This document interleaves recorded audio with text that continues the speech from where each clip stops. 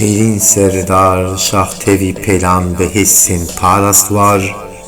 Çok dibin baskin Rahmana germe yen da germeman.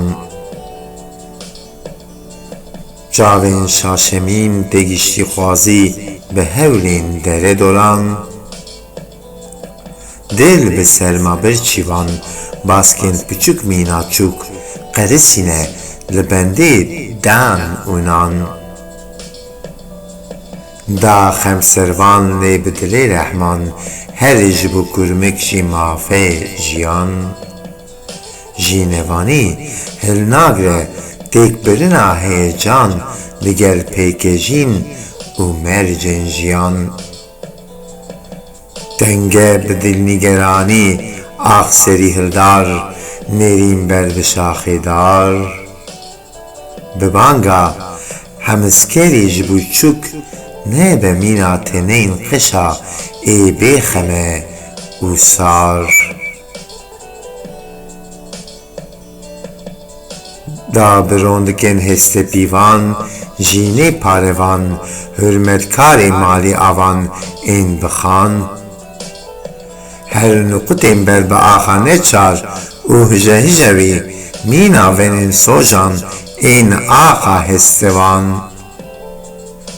Dîrê rojên nişkavan biriqandin kêlehên ji jor ber ser axa bi nêrînên bendewar.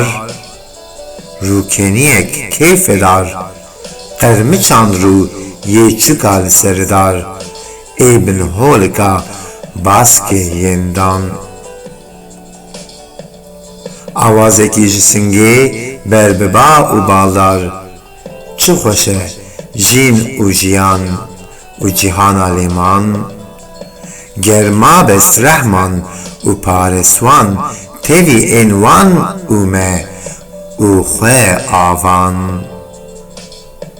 Dîrê rojên bi hawar li axê bi lezgî hilberî afirand ên bidan germayî û jînevarî parestwan. Bi hemû parvan parevan ên ser axa dayikên ramûserê çûk û zarokan.